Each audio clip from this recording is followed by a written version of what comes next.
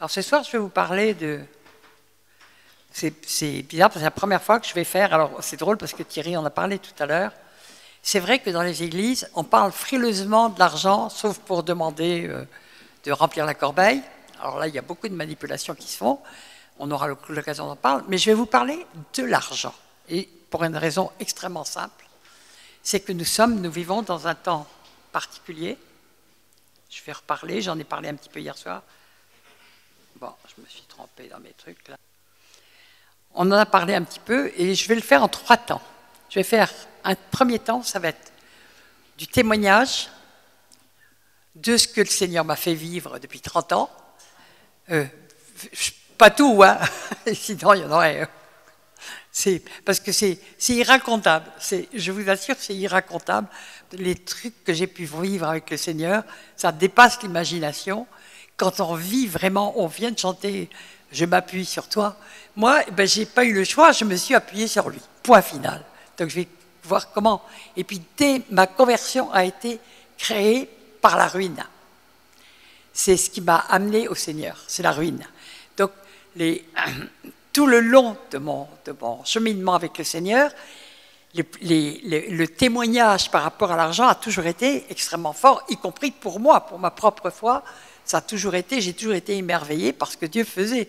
Voilà, quand je me suis converti, j'avais 50 ans et j'étais rationnel de chez rationnel.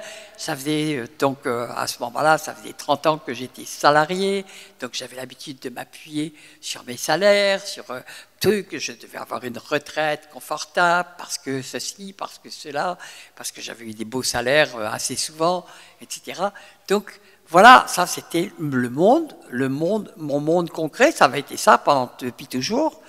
Et puis Dieu a bousculé tout ça. Alors déjà, mais ça je l'ai compris qu'après coup, il avait permis que 2 énormes héritages, je dis bien énormes, un qui venait d'Angleterre, qui venait des colonies de l'Inde, de Chine, etc., qui était une fortune colossale, m'échappe complètement parce que ma mère l'a détourné sur mon frère. Elle était entachée de malédiction, ce que je ne savais pas, mais je l'ai vu après. Et puis un énorme héritage qui me venait de mon grand-père paternel, complètement détourné aussi par mon père qui a tout bradé en 24 heures parce qu'il avait été déshérité. Je ne raconte pas les détails, peu importe. Mais je sais maintenant que Dieu a veillé à ce que je n'ai rien. Pourquoi? Parce que quand il est dit que c'est très difficile finalement pour un riche de se convertir. C'est très dur. Parce que, qu'il le veuille ou pas, il s'appuie sur ce qu'il a.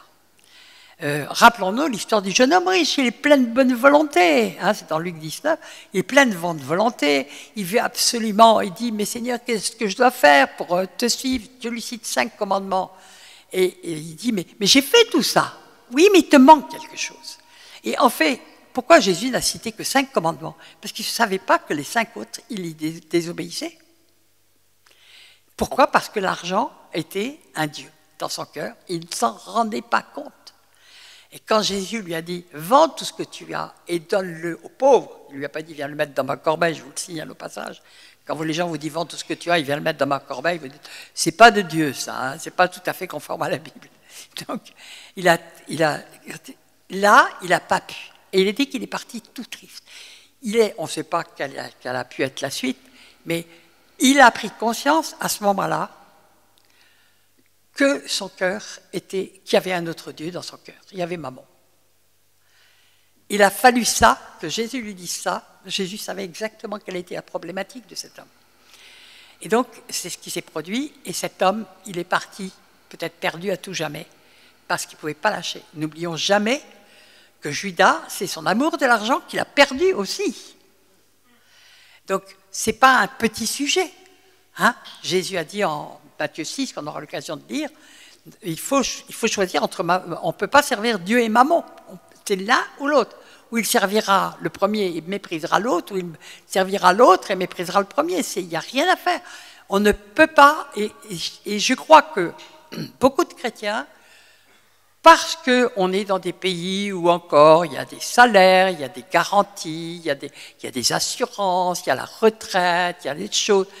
Et tout ça nous a un peu conditionnés à finalement enfin, je ne le suis plus, parce que le Seigneur a fait ce qu'il fallait pour, et nous a conditionnés à, qu'on le veuille ou pas, et on ne s'en rend pas compte, à nous appuyer sur ce que l'État nous donne et ce qu'on croit être un dû, ce qui n'est pas toujours, hein, ne le croyez pas, parce que ils prennent dans la poche des uns pour donner dans la poche des autres et ils servent largement au passage.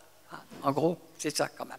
Donc, et vraiment, beaucoup de gens croient, vivent et marcher par la foi, et si tout d'un coup on leur retirait tout, ils s'apercevraient qu'ils sont dans la panique et qu'ils ne marchaient pas du tout par la foi. Or, c'est exactement ce qui se passe actuellement.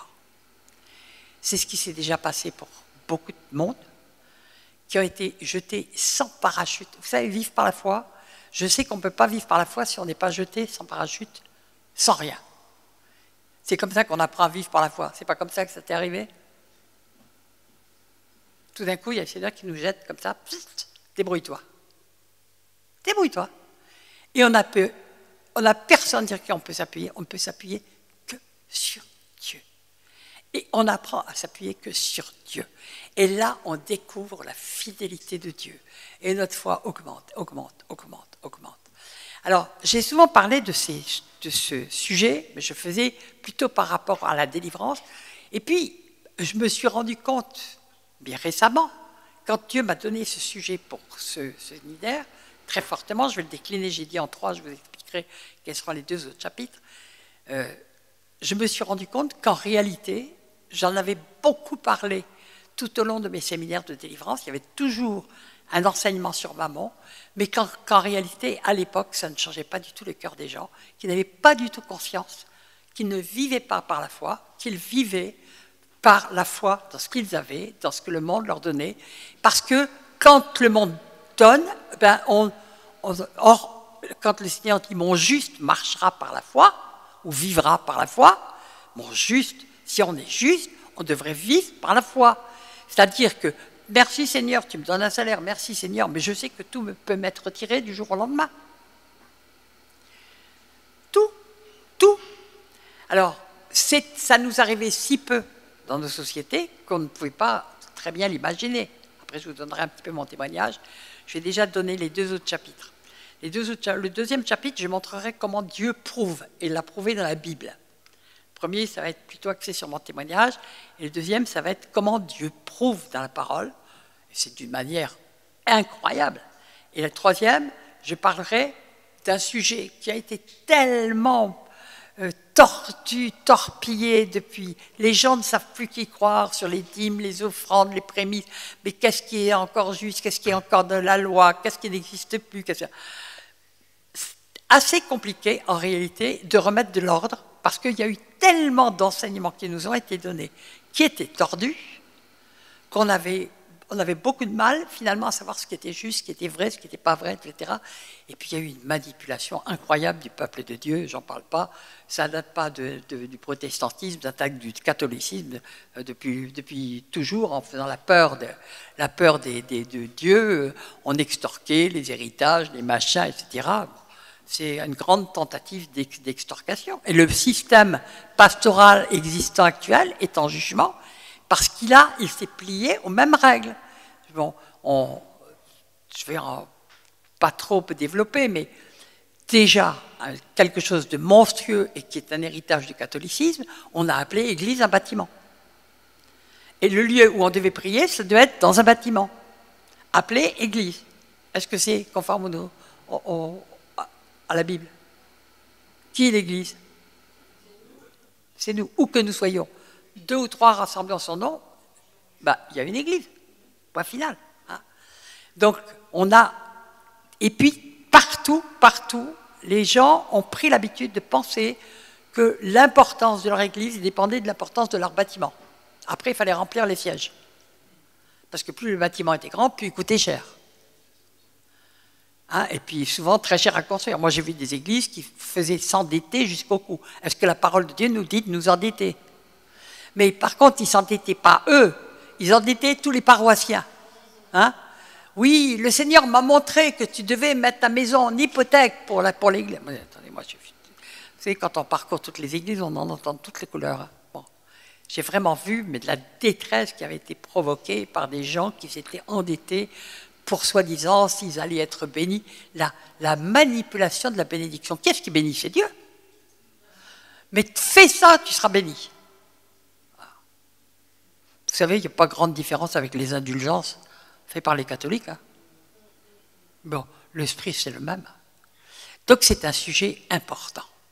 Et nous sommes dans des temps très particuliers parce que nous avons déjà vu depuis maintenant 10 mois comment des gens qui étaient applaudis l'année d'avant par tout le monde pour leur courage, qui allaient soigner les gens sans masque, sans truc. Et puis là, vraiment, à un moment où le Covid était vraiment méchant.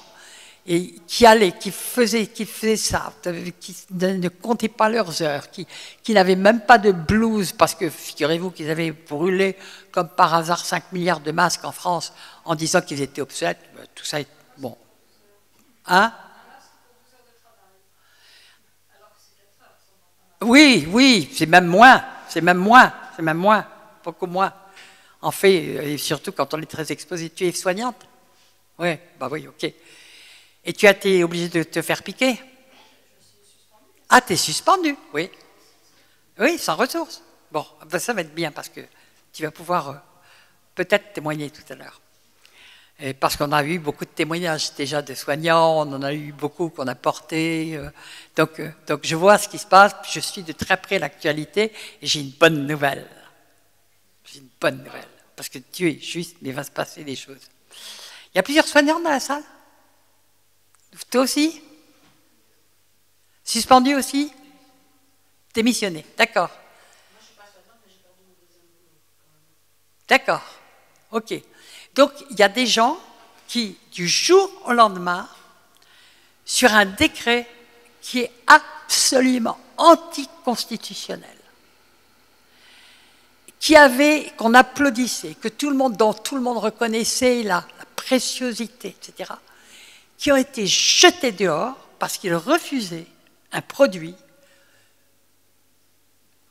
conditionnel. C'est absolument, il y a 10 règlements, il y a 10 lois internationales, dont le Code Nuremberg, qui interdit d'injecter, d'introduire de force quelque chose dans le corps de quelqu'un. Et en plus, tous les juges disent « Ah, c'est pas de force, vous avez le choix. » Ah oui, on a le choix quand on a des enfants, que du jour au lendemain, on n'a plus rien. J'ai une soignante qui a témoigné la dernière fois, qui s'appelle Viviane, et qu'on a aidé à certains moments, mais qui disait, mais elle me dit, je ne le savais pas, elle m'a dit, je vais recevoir mon 10e bulletin de salaire où il y a marqué 0 €.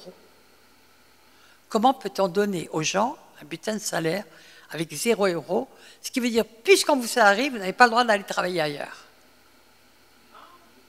Ouais, c'est pour ça que c'était où démissionner. Ben oui, tous les fonctionnaires, ils n'avaient pas le droit d'aller travailler ailleurs. Ils étaient contractuellement attachés. On leur donnait plus rien et ils n'avaient pas le droit d'aller travailler ailleurs. Alors il y en a quand même qui sont partis, qui ont démissionné, qui n'ont pas trouvé les trucs. Mais bon, on peut citer plein de cas, mais nous venons de voir sous nos yeux des gens qui ont été du jour au lendemain jetés de leur travail avec 0 francs, 0 €, 0 compensation, même pas le droit de s'inscrire au chômage, rien du tout, mais rien, de chez rien, et qui se sont retrouvés comme ça. Il y a les soignants, les pompiers, l'armée, mais je crois qu'à l'armée, on ne leur a pas donné le même vaccin. Je crois qu'ils ont obtenu d'avoir un autre vaccin. C'est tout simple, c'est qu'il n'y a pas de mort chez eux, alors qu'il y en a partout ailleurs. Dans tous les gens piqués. Je vais quand même donner une bonne nouvelle. J'ai dit une bonne nouvelle parce qu'elle m'est arrivée il y a 4 jours par une amie qui est avocate et qui a obtenu ça. Et vous savez que quand il y a une jurisprudence, il y a un basculement qui se fait. Donc je le dis puisqu'il y a plusieurs soignants là. Mais elle a obtenu d'un tribunal d'Auxerre, je crois, qu'une soignante de Dijon qui avait été jetée dehors, elle n'était pas en arrêt maladie. Il y avait eu déjà un arrêt qui avait fait jurisprudence pour Rennes, mais elle a été... donc, ça a fait jurisprudence. Hein. Tous les soignants qui avaient été jetés dehors alors qu'ils étaient en arrêt maladie ont pu s'appuyer dessus et avoir quand même leurs droits qui continuent. Mais là, c'est la première fois, après peut-être, mais 5000 procès qui ont été faits, où le juge, le dossier était tellement bien monté et ficelé que la soignante qui portait plainte il y a eu l'ordre de la réintégrer avec tous les arriérés de salaire. C'est l'affaire jurisprudente. J'ai su ça il y a 4 jours à minuit, et puis j'envoie à l'avocate que je connais bien, qui est une amie, qui est chrétienne aussi. J'ai dit qu'il y a eu la bénédiction aussi de Dieu. Elle est vraiment une chrétienne engagée, et elle m'a dit, Michel, oui, c'est une très très grande victoire, mais on était tout un collectif pour faire ce dossier. Ils se sont unis pour faire un dossier. Bon, c'est une petite parenthèse, mais je dis ça pour les soignants, parce qu'il y a quand même la justice de Dieu qui arrive un jour. Mais n'empêche que vous voyez tous des milliers de gens, on a dit 15 000, il y en a probablement beaucoup plus. D'abord, il y a eu beaucoup plus sur le moment de gens qui ont dit non à une injection d'un produit dont on ne savait rien au final, dont les médecins ne savaient rien, et donc, puisque les laboratoires, il faut le savoir, les laboratoires qui ont donné Moderna, Pfizer, etc., n'ont jamais donné ce qui était obligatoire au bout de 6 mois, c'est-à-dire le contenu exact de leur vaccin, pour pouvoir avoir l'autorisation de mise sur le marché qui se produise. Donc, en plus, tout ce qu'on a là, c'est hors la loi. Ils n'ont plus d'AMM, ce qu'on appelle les AMM. Ils n'en ont plus. Et ils continuent. Ils se précipitent pour finir leur stock. Bon, je ne vais pas parler politique, sinon j'en ai au moins pour 20 heures, parce que j'ai le nez dedans. Depuis 2 ans, j'arrête pas, je relais toutes les infos, depuis 2 ans, 3 ans maintenant presque. Je relais les infos sans arrêt, je continue. En plus, le Seigneur m'avait annoncé des choses avant que ça commence. Donc je savais qu'il allait y avoir des bouleversements terribles sur la France. Mais je ne savais pas que ce serait le monde entier. Le Seigneur me l'avait montré pour la France. Et donc nous voyons de nos yeux que des gens, du jour au lendemain, ont été privés de salaire, de chômage, de la moindre aide. C'était fou. Alors, petit à petit, il y a eu des assouplissements parce que c'est des bandes d'hypocrites, mais il y a eu beaucoup plus que 15 000. Parce qu'après, quand ils ont exigé la 4e dose, il y avait déjà beaucoup de trucs qui avaient passé quand ils ont fait le pass vaccinal, le pass sanitaire, etc. Il y a beaucoup de gens qui avaient accepté déjà depuis Kirk, qui ont dit ça suffit comme ça, parce qu'ils commençaient à avoir connaissance de tous les effets secondaires qui arrivaient. Donc il y en a beaucoup plus que ça. Et aujourd'hui, c'est un cataclysme. Les hôpitaux sont privés. Et il y a Macron qui s'entête parce que, excusez-moi, mais il est complètement lié à Big Pharma, tout simplement. Hein. Donc, bon, c'est comme ça. Mais pourquoi est-ce que ça arrive, ça? C'est comme les prémices de ce qui va arriver, ce qui peut arriver et ce qui va arriver, tout va s'écrouler. Tout va s'écrouler. Pourquoi tout va s'écrouler? Bon, je peux vous donner les raisons officielles. Ça fait depuis la crise de 2008, tous les économistes un peu compétents ont dit que cette crise n'avait jamais disparu, qu'elle avait été colmatée simplement par la planche à billets. On a fait la planche à billets, et ils savaient que ça allait faire. Et donc, ils font tout aussi.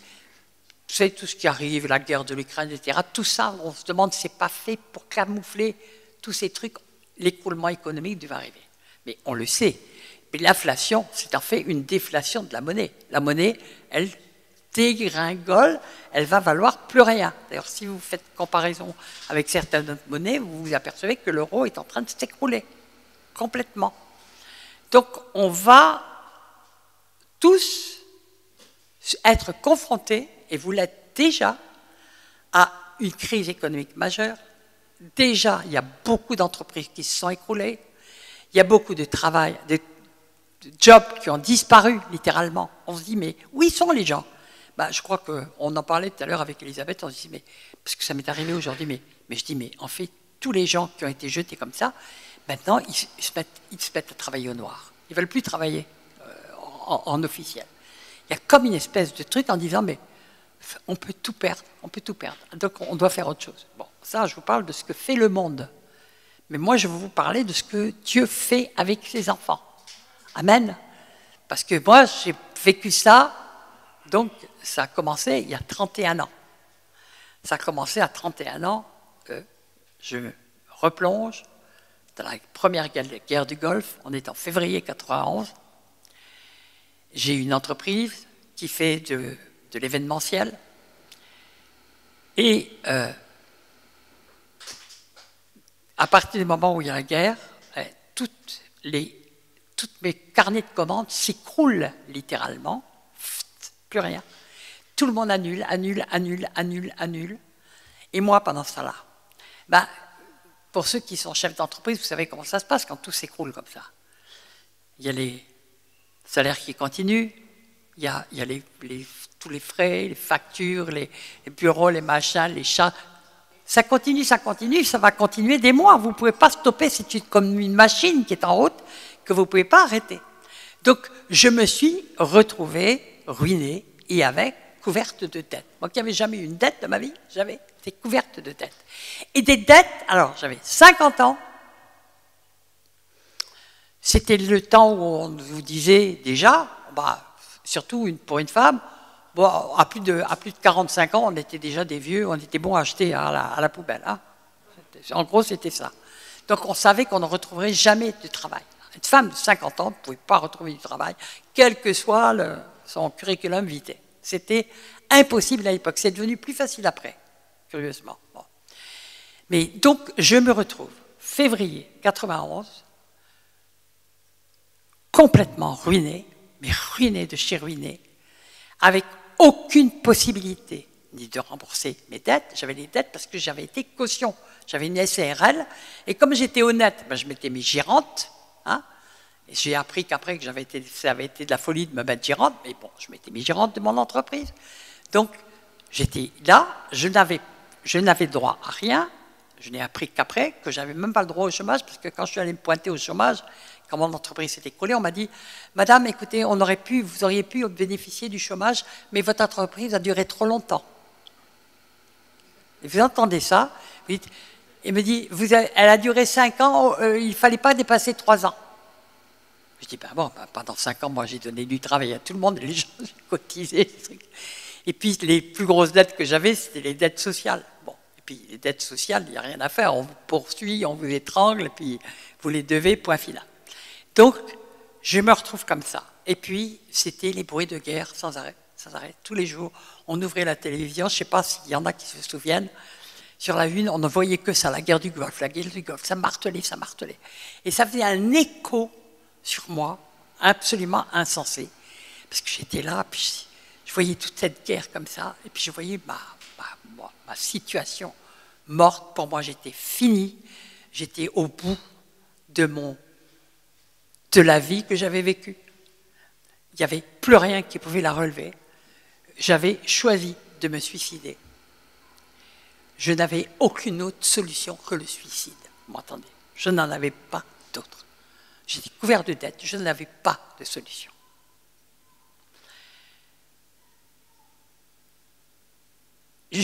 Et là, j'étais en colère contre Dieu. Et pendant des jours et des jours, j'ai engueulé Dieu. Comment tu as pu faire un monde pareil? Mais comment tu as pu faire un monde pareil? J'étais dans le désespoir le plus total, mais dans une colère. Mais comment tu as pu faire un monde? Alors, je pouvais toujours l'engueuler, j'étais sûr qu'il ne m'écoutait pas. Ben oui, pour moi, je me sentais sale, moche, laide, horrible. J'avais été dans l'occultisme jusqu'au cou, j'avais fait toutes les saletés possibles et imaginables dans ma vie. Je me sentais sale, je me haïssais, je me méprisais. Et en plus, la seule chose qui m'avait tenu, c'était que j'avais réussi professionnellement et me voilà, j'avais plus rien. Volatilisé. J'étais puis seul. Donc, j'ai engueulé Dieu pendant 3 jours. Et puis, au bout de 3 jours, plus. Puis tout d'un coup, j'avais que des livres d'occultisme chez moi. J'étais tapissé, tout le couloir était tapissé de livres d'occultisme. Je n'avais que ça. Et puis, au bout de quelques jours, je marche dans mon couloir, et tout d'un coup, il y a un livre qui tombe tout seul, par terre. C'est bizarre, le livre qui vole tout seul. Bon, et qui s'ouvre tout seul. Enfin, il tombe comme ça, et puis reste ouvert. Et c'est comme si une phrase se détachait de mon livre. Donc ça fait partie de mon témoignage, mais je ne l'ai pas donné depuis très très longtemps. C'est comme une phrase qui se détachait et qui dit... Cette phrase disait, bah oui, dans les livres occultes, il peut y avoir des citations bibliques. C'est un livre de Nostradamus. Il y avait écrit « Mon royaume n'est pas de ce monde ».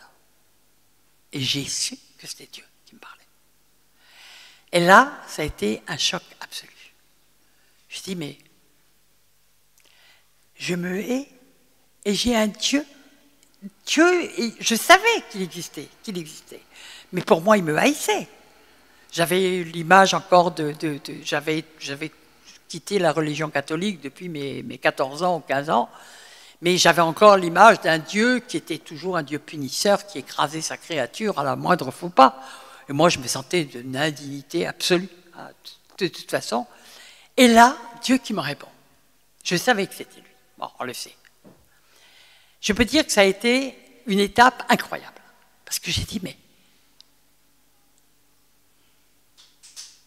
ce Dieu ne me rejette pas. Mais je veux le connaître, ce Dieu-là. Et je l'ai cherché pendant 1 an. Pendant 1 an, jusqu'en février 92.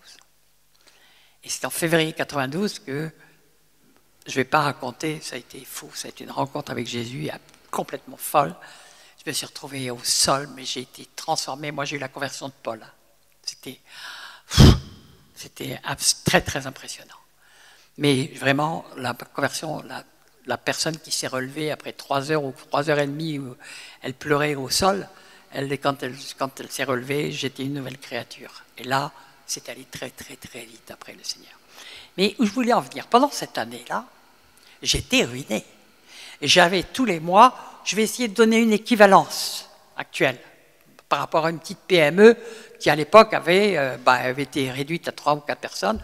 Disons en gros peut-être que j'avais 18 000 € à rembourser tous les mois.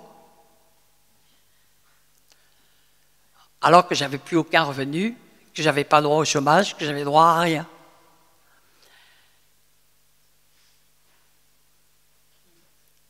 Et ce qui avait d'étonnant, c'est que comme il y avait c'était un cumul de dettes diverses, c'est qu'il y avait des mois où c'était tant, des mois où c'était un peu plus, des mois où c'était un peu moins. Mais de toute façon, la somme globale était colossale, beaucoup plus que tout ce que je pouvais posséder. Et puis, j'avais plus rien, comme Dieu avait voulu que je ne possède rien. Que le fruit de mon travail, et j'avais plus de travail, j'avais plus rien, j'avais plus que des dettes. Il ne restait plus que ça. Et j'ai vu, alors, je n'ai pas compris tout de suite. Au début, évidemment, j'ai dit, oh, quel coup de chance, mais quel coup de chance. Pendant 1 an, mois après mois, il y avait tout d'un coup une affaire qui se déclenchait et il me rentrait juste de quoi payer la dette que je devais ce mois-là. Mois après mois. Au bout du 3e, 4e mois, j'ai dit, c'est pas normal ce qui se passe là. Et j'ai commencé à me douter que c'était peut-être Dieu. Mais je ne le connaissais pas du tout. Pendant ce temps-là, je le cherchais partout. Je le cherchais, alors j'ai fait toutes les églises catho, puis ça n'allait pas. J'ai fait les églises protestantes, ça n'allait pas. J'ai fait les églises russes, ça n'allait pas. J'avais des copains russes, ça tombait bien. On mangeait quand même des perouchki à la sortie avec beaucoup de vodka, donc c'était sympa. Et il y avait le restaurant qui était juste en face de l'église quand même, bien placé. Et puis je suis allé dans toutes sortes d'églises, je ne trouvais pas Dieu. Et j'ai fini par abandonner. Et puis Dieu me connaît, ça ne fait pas aussi partie de mon témoignage, mais Dieu me connaît, il savait que j'étais snob, ce que moi je ne savais pas. Parce que finalement, comme j'avais toujours fait partie de l'élite, je ne considérais les gens comme mes égaux que s'ils faisaient partie de l'élite. D'ailleurs, pour moi, une carte de visite valable, c'était celle où il y avait marqué président, directeur général, député ou comte de, duc de, enfin, mon monde, quoi. Mon monde. Et donc, j'étais snob, mais je ne le savais pas. Et un jour, j'ai une amie qui m'appelle, princesse. Bon, alors donc, j'écoute quand même. Et elle me dit, écoute, Michel, hier, on est allé avec mon fils, on est allé dans une église, mais des fous. Mais qu'est-ce qu'on a pu rigoler? Je raconte ça comme ça. Et quand je l'écoute, je dis, mais c'est là qu'il faut que j'aille. Et immédiatement, j'ai la pensée, parce que j'en avais ras-le-bol d'aller dans toutes les églises. Le seul lieu où j'allais, qui était assez loin, j'allais dans tous les lieux où on invoquait les morts. Des fois qu'ils pouvaient parler. Bon, ils parlaient, oui, ils parlaient. Bon. Ils annonçaient des choses assez impressionnantes. Mais parce que les démons savent quand même pas mal de choses sur les morts. Hein. Bon, ok. Donc, enfin, c'est les morts qui viennent de mourir. Bon. Donc, c'était le seul endroit où je me déplaçais, mais j'avais décidé de ne plus jamais me déplacer pour une église. Et puis, elle me dit ça, je dis, très fort, il faut que j'aille là. Et puis, en même temps, la pensée, si c'est à plus de 500 mètres de chez moi, j'y vais pas. J'habitais Boulogne-Billancourt. Et je lui dis, mais c'est où? Elle me dit, ben voilà, c'est une église qui s'appelle le Point du Jour. Elle était juste à 500 mètres de chez moi. J'ai trépigné toute la semaine. C'est marrant, hein, la manière dont Dieu nous parle. J'ai trépigné toute la semaine. Et la première qui était là le dimanche matin, parce que pour moi, une église, c'était un endroit où on allait que le dimanche matin, hein, d'accord? Donc, je ne savais pas qu'il y avait des réunions aussi toute la semaine, ou presque. Bon. Donc, j'ai trépigné toute la semaine. Et puis, le culte commençait à 10h. À 9h, j'étais là. Et j'ai commencé à m'installer. Et il y avait le groupe de louanges. J'avais une très belle louange à l'époque, au Point du Jour. Il y avait une onction forte. J'étais là, je peignais la louange. Mais quand même, je m'étais mis, je ne savais pas du tout où j'étais, parce que je passais tous les dimanches matins. J'allais à mon club dans le bois de Boulogne, mon club de tennis, UP, où il y avait plein de célébrités, qui s'appelait, qui avait vraiment un très... C'était vraiment le club super, super select, qu'on payait très cher. Et donc je passais tous les dimanches matins devant ce machin-là, et je voyais des gens de toutes les couleurs, qui s'embrassaient, qui rigolaient, qui avaient l'air joyeux. Et chaque fois que je passais devant, je disais, s'il y a un endroit, mais les pauvres, encore des gens pris dans une secte, mais c'est pas possible. Et je rigolais chaque fois. Bon, et la première qui était là, le dimanche suivant, c'était moi, c'était en février 92. Donc. Et donc, je me mets quand même, des fois je me mets près de l'issue de secours, en disant, on va bien voir ce qui se passe, mais au moins, si jamais ça vire mal, Mais j'écoute la louange pendant 1 heure, et puis je voyais les gens qui rentraient. Et puis, j'avais jamais quand même vu ça, ils étaient joyeux. Et ça n'avait même pas l'air d'être du toc. Donc, ça m'a quand même interpellé, mais bon, je ne savais pas encore très bien où j'étais. Puis, tout d'un coup, j'entends, c'est le pasteur qui rentre. Bon, alors, c'était Jules Tebois, en l'occurrence. Et puis, tout le monde qui arrivait, bonjour Jules, comment vas-tu, machin. Je dis, mais oh là là, moi qui avais l'habitude des églises bien compassées. Bon, je dis, c'est un lieu très étrange quand même. Bon. Et puis, je suis là, j'attends, et puis la louange commence. Et c'est durant la louange que s'élève quelque chose dont je n'avais jamais entendu parler, évidemment. Une louange en langue. C'est pour ça que j'aime chanter en langue. Une louange en langue. Et pendant cette louange en langue, je n'ai pas entendu, il y avait 1 millier de personnes, je n'ai pas entendu 1000 personnes. Le ciel s'est ouvert, j'ai entendu des centaines de milliers d'anges, enfin quelque chose. Évidemment, on ne pouvait même pas savoir. Et j'étais devant Jésus, j'étais environné de Jésus, je suis tombé au sol. Ça a été ma conversion. Mais je vais revenir à l'argent. Donc ça a été ma conversion. Parce que pendant tout ce temps, là, j'avais vraiment compris, et puis j'ai très vite compris, que c'était Dieu. C'était Dieu qui tenait mes finances, qui faisait que mois après mois, quasiment au centime près, il me rentrait de quoi payer cette dette qui était normalement impayable. Parce que les problèmes étaient toujours les mêmes, la crise était toujours la même, la crise était grave, elle n'était pas finie. Et pourtant, j'avais chaque fois une ou deux commandes qui arrivaient et qui me permettaient de passer le cap du mois. Mois après mois, c'est très impressionnant. Mois après mois. Et chaque fois, comme ça, à la fin, je savais. Et quand je me suis converti, j'ai compris que c'était Dieu. Et bien sûr, à ce moment-là, j'ai dit, c'est magnifique. Dieu, il est propriétaire de tout. Maintenant, j'ai bien compris ça. Donc maintenant, je vais devenir hyper riche. Parce que si c'est Dieu qui est aux commandes de mon entreprise, j'ai compris, moi, je vais devenir hyper riche.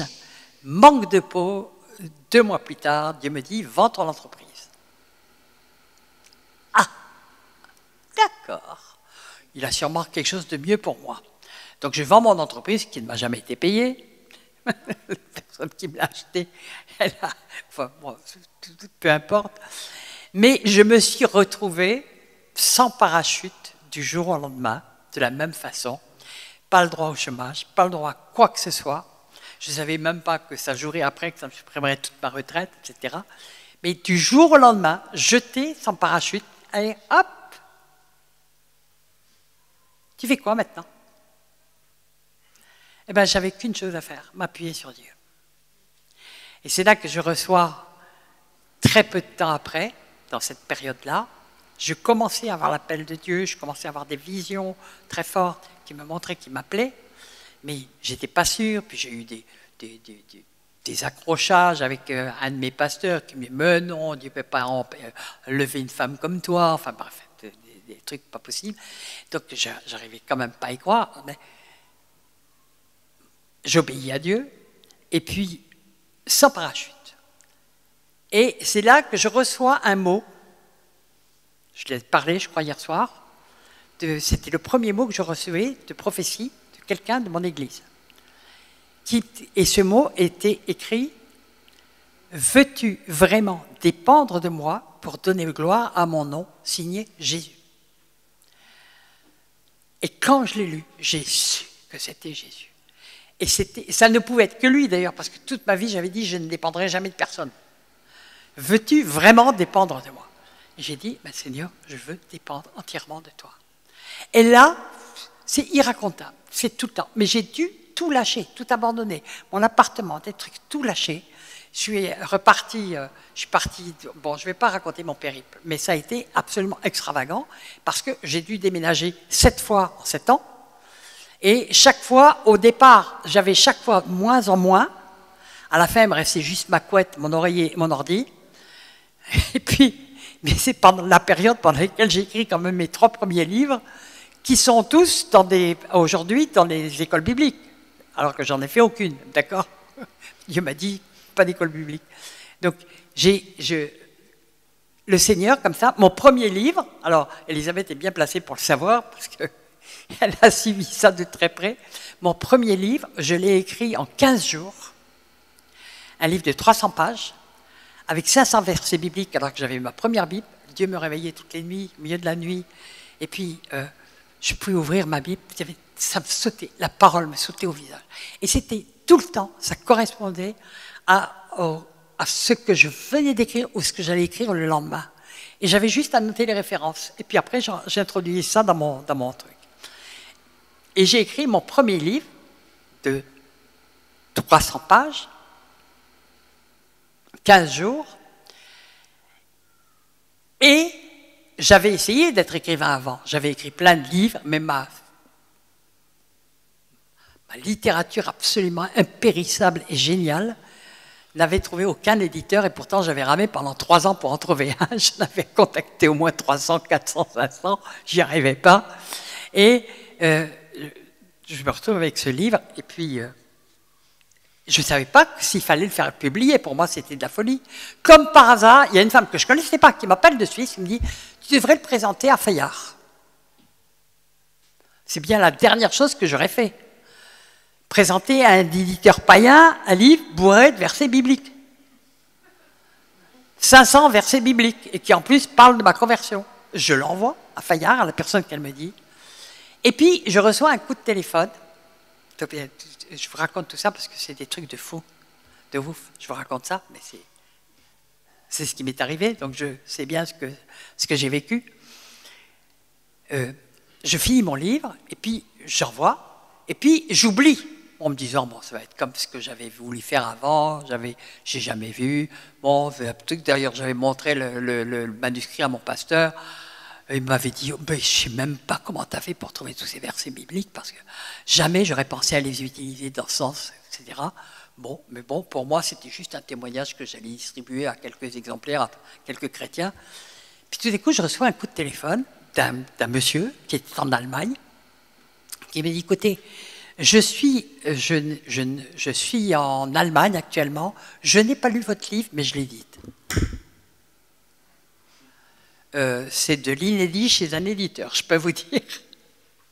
Donc, il m'invite à déjeuner et il me dit, alors je vais quand même vous raconter une petite anecdote qui s'est passée là, parce que c'était, la maison était à Saint-Germain, dans Paris, et j'arrive en voiture. Il n'y avait pas le moyen de se garer. Je n'étais pas allé dans ce lieu-là depuis longtemps. Je ne savais pas qu'il y avait quand même quelques parkings souterrains. Je cherche. Tout était interdit de stationner. À un moment donné, je voyais l'heure qui passait. J'ai dit, mais j'ai mon déjeuner, c'est important. J'ai planté ma voiture en plein boulevard Saint-Germain, dans une zone absolument interdite. Je vois Elisabeth, je crois que tu avais oublié, non? Dans une zone absolument interdite. J'étais la seule voiture garée. Et je pars. On est passé quand même 5 heures pendant le déjeuner, parce qu'il m'a raconté plein de trucs, et puis il m'a dit, c'est là, il m'a dit, oui, je n'ai pas lu, j'ai toujours pas lu votre livre, mais je l'édite. Bon, j'étais quand même un peu sidéré, et quand je sors, j'ai dit, je ne vais jamais retrouver ma voiture. Il y avait une foule, c'était 5 heures de l'après-midi, il y avait une foule, je ne voyais rien du tout. Tout d'un coup, je vois devant moi un homme super habillé, mais très bien habillé, qui se plante devant moi, et qui me dit, est-ce que vous pourriez me donner de l'argent, s'il vous plaît? Je n'ai pas de quoi prendre le métro. Donc, c'était mais complètement saugrenu. J'étais là, je lui dis, oh ben oui. Puis je me suis mis mon porte-monnaie, puis je renverse comme ça. C'est des situations de fou. Je veux dire, ce n'était pas du tout ma norme, hein, des choses que je faisais normalement, mais c'était tellement bizarre, cette situation, que je fais ça, puis j'avance 2 mètres, je vais me retourner, volatiliser. Il avait disparu. Et à ce moment-là, la foule s'écarte, il y avait ma voiture qui était là, qui n'avait pas bougé, il n'y avait même pas un PV dessus. Alors là, j'ai compris qu'il y avait des anges qui l'avaient gardé. Et que la personne que j'avais rencontrée, c'était un ange. Amen. Bon, vraiment, je ne peux même pas te raconter tout ce que j'ai pu vivre, mais je raconte ça par rapport à l'argent. Et puis, mon livre a été édité, mais avant qu'il sorte, 8 jours avant, j'étais toujours à mon bureau, donc tous les mois, il me rentrait encore des trucs. J'avais mes bureaux à Boulogne. Je reçois un coup de téléphone de quelqu'un qui me dit, voilà, je suis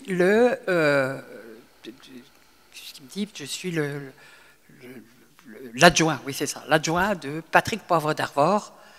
Peut-être que les jeunes ne s'en souviennent pas, mais à l'époque, il était hyper connu. C'était le présentateur de TF1, et puis il avait une émission littéraire extrêmement connu qui s'appelait Ex Libris.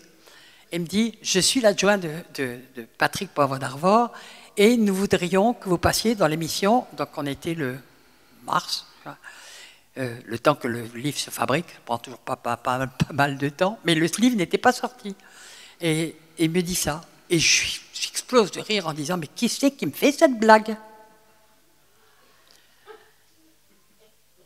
Il me dit, non, c'est très sérieux. On veut vraiment que vous participiez à telle émission. C'était le 17 mars, je me souviens. Non, peut-être pas. 17, 6, peut-être ça. Et vous savez, on n'a pas lu votre livre, hein, mais on a décidé que vous partiez. Oh, je dis, mais c'est pas vrai. Hein. Mais c'est de la folie. Mais j'étais dans la folie de Dieu. Hein. Et je suis passé dans cette émission qui a fait le record total toutes les émissions de cette année-là en taux d'audience, c'est-à-dire que ma première prédication s'est faite devant 17 millions de personnes. Tu es fort quand même. Et dans ma tête, je pensais qu'avec ce livre, qui en plus a été considéré comme best-seller, même dans le journal L'Express, etc., je pensais que j'allais devenir riche.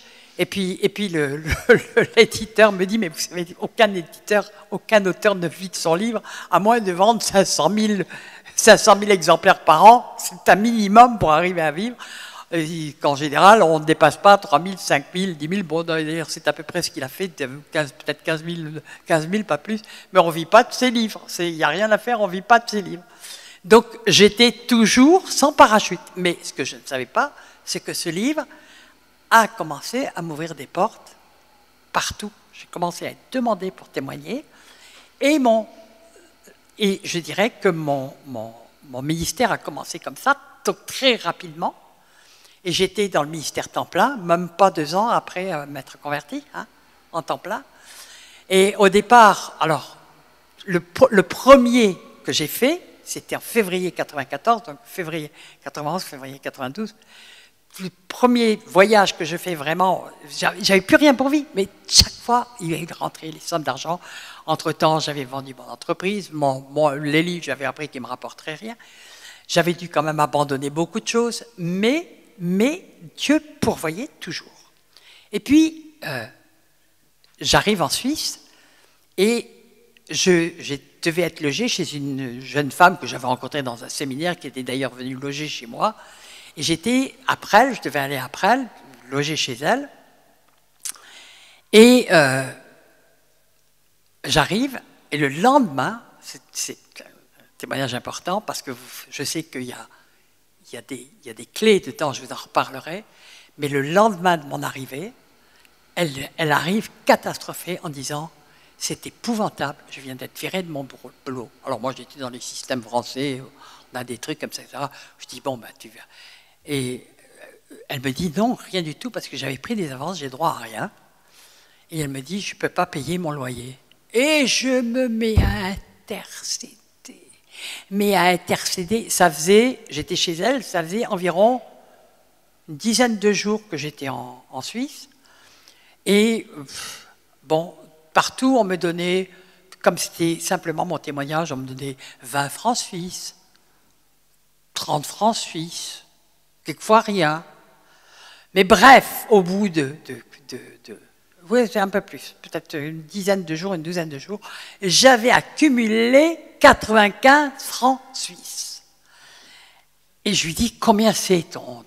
Non, j'intercède, je dis, Seigneur, mais tu ne peux pas laisser une de tes filles comme ça, sans payer son loyer, mais interviens du ciel, mais Seigneur, que la pluie du ciel descende sur elle. Alors, pour l'intercession, je m'y connaissais déjà un bon bout. Donc j'ai intercédé comme ça pendant 1 heure, et tout d'un coup, j'entends la voix de Dieu qui me dit, donne-lui tout ce que tu as reçu.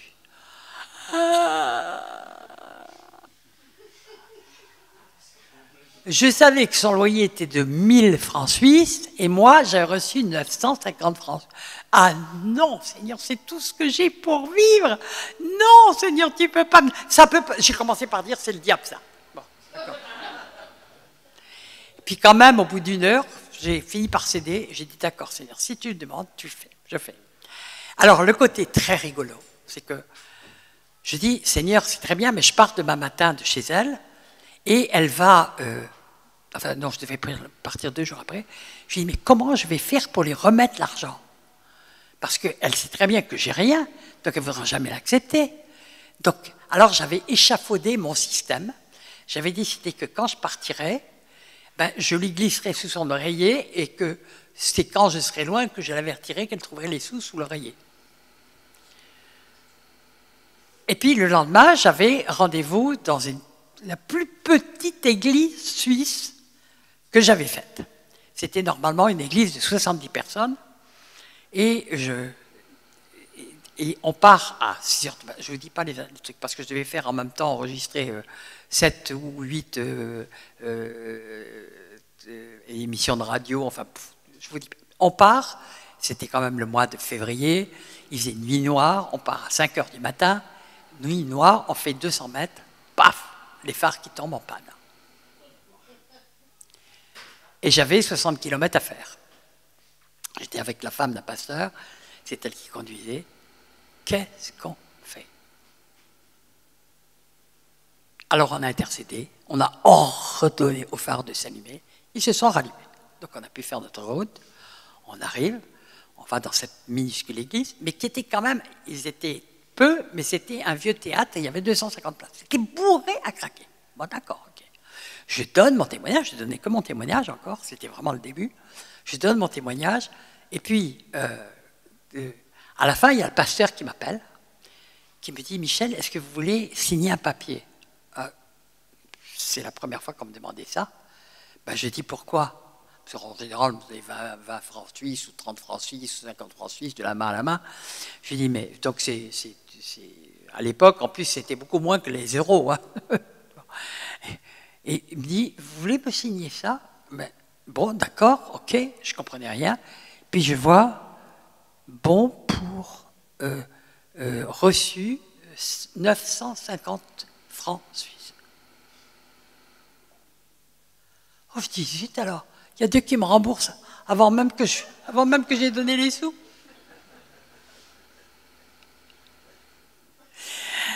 Et je rentre, il devait être 2 heures du matin, et je crie, le Seigneur m'a remboursé. Et je lui donne, je rajoute 50 francs suisses et je lui donne les 1000 pour qu'elle puisse se payer son truc le lendemain. Donc, voilà des choses que j'ai vécues tout de suite. Et ce que j'ignorais, c'est qu'en fait, mon premier livre, il se vendait. J'avais mon éditeur suisse qui me suivait, et il vendait mon livre. Et là, comme c'était moi qui le vendais, au lieu d'avoir 5%, j'avais 40%. Et il les vendait, les gens les achetaient par 10. Les gens les achetaient par 10. Et je suis rentré avec, pas 950 francs suisses, mais je suis rentré avec beaucoup plus. Et là, j'ai dit, je peux te dire 3 mois. Et puis après, ben, ça a été l'enchaînement. Et depuis, j'ai vraiment appris à marcher par la foi. Mais j'ai appris à marcher par la foi parce que le Seigneur ne m'a pas donné le choix. Vous comprenez? Il ne m'a pas donné le choix. Et j'ai appris à marcher par la foi pour tout le temps. Ça ne veut pas dire que c'est facile. Eh bien, si vous croyez qu'au bout de 30 ans, je n'ai pas encore par moment des espèces de petits doutes, petites frayeurs, ce que je suis en train que je dois combattre, pour dire non, parce que je fais ce qui est agréable à Dieu, je sais que je vais recevoir ce que Dieu fait. Et je n'ai compris, j'ai mis des années à comprendre qu'en réalité, ce que Dieu m'avait fait donner, c'était les prémices. Les prémices, c'est le premier argent. Il m'avait fait donner les prémices. Tout ce que je venais de recevoir, il me l'a fait donner. Ah, ben oui, c'est... Oh ben non, Seigneur, mais j'en ai besoin pour vivre, j'ai besoin de ça. Et puis c'était mon raisonnement. Mais j'ai mis longtemps pour comprendre que Dieu m'avait appris à donner les prémices. Et après, pendant plusieurs années, alors que j'avais rien, je ne vivais que de ce qu'on me donnait. Je n'avais rien, absolument rien, je ne possédais rien. J'ai donné le double de ma dîme, parce que Dieu m'a dit, donne le double de ta dîme. Je ne sais toujours pas pourquoi il m'a demandé ça, mais je l'ai fait. J'ai donné le double de ma dîme, réglo, tous les mois. Alors, j'aurai le temps d'en reparler, hein, de tous ces trucs, parce que vous verrez toutes les choses. Bon, mais je l'ai donné, et puis j'ai marché comme ça, et j'ai marché. Et puis, petit à petit, le Seigneur, il a restauré, il a tout restauré. Et puis, maintenant, venez pas chez moi parce que vous allez être jaloux. J'ai un vrai petit palais. C'est pas un palais, mais si en même temps, c'est impressionnant. Je vais vous en raconter d'autres quand même, des témoignages au passage. Parce que j'ai vécu tellement de choses, je ne peux pas raconter tout, mais il y a des choses qui sont tellement fous. Donc, mais on apprend à vivre par la foi, jour après jour. Parce que Dieu nous met à l'épreuve. Et nous verrons qu'il a toujours fait ça aussi avec ses rois. Il les met à l'épreuve. Il met à l'épreuve notre foi. D'accord? Est-ce que dans des situations, on va tout d'un coup être pris de panique, on va aller chercher les ressources de l'Égypte pour arriver à compenser, on va faire tous les trucs possibles et inimaginables pour avoir des aides, des machins, etc. Ou est-ce qu'on va faire confiance en Dieu? Eh bien, si vous croyez que c'est facile, non. Parce que c'est tellement à l'opposé de ce que le monde nous dit et de tout ce qu'on a appris et même de tout ce qu'on a vécu, que c'est un combat spirituel, on peut dire, quasiment jour après jour. Parce qu'il y a des moments où ça va bien, mais il y a des moments où ça ne va plus, il n'y a plus de rentrée, il n'y a plus rien, puis tout d'un coup il y a des dépenses qu'on n'avait pas calculées, qu'on n'a même pas subodorer ni rien du tout. Qu'est-ce qu'on fait? On n'a pas dit qu'on compte sur Dieu. Et puis on se souvient, je n'oublierai aucun de tes bienfaits. Les bienfaits de l'Éternel se renouvellent tous les matins. Notre Dieu, il ne nous oublie jamais. Il est là. Et puis plus on marche par la foi, plus notre foi augmente. C'est vraiment quelque chose d'extraordinaire. Parce qu'on voit la main de Dieu. Et puis on voit tout ce que Dieu fait. Et si on a un cœur, mais vraiment bien disposé, c'est important aussi. On est là, on est reconnaissant, on remercie Dieu. Puis on dit, mais Seigneur, qu'est-ce que tu veux que je fasse? Et puis le Seigneur nous guide, il nous guide, il nous guide, il nous guide. Alors, des petits trucs par exemple. Un jour, je me souviens, j'habitais à ce moment-là, parce que c'était tout à fait au début du ministère. Et tout d'un coup, je suis invité à Mâcon. Donc à l'époque, c'était... Oui, c'était avec Pierre Crangat, oui, et puis Carlos Payan. Il m'invite à Mâcon, je devais faire toute une tournée, et ma voiture, elle tombait en miettes. Et ils me disent, il faut vraiment que vous veniez avec votre voiture, parce qu'on a trouvé quelqu'un pour vous conduire de ville en ville, mais on n'a pas de voiture à vous mettre à disposition. Je dis, Seigneur, mais qu'est-ce que je fais? Alors, entre les deux, je devais faire une petite tournée dans un endroit où j'étais déjà allé, et où on me donnait 3 sous, 4 centimes. Alors, pour acheter une nouvelle voiture, c'était un peu juste quand même. Hein. Bon, alors je refais la tournée, et quand j'arrive au bout de la tournée, et que je fais le compte, j'avais de quoi m'acheter une voiture, pas neuve, mais d'occasion, en bon état. Ce que j'ai fait, j'ai pu faire ma tournée avec ça. Bon, donc Dieu avait pourvu, il avait préparé les choses pour que je puisse acheter ma voiture. Alors j'ai fait ma tournée comme ça. Bon. Donc Dieu pourvoit à tous nos besoins. C'est écrit ou non? J'avais besoin de cette voiture, donc Dieu a pourvu. Amen.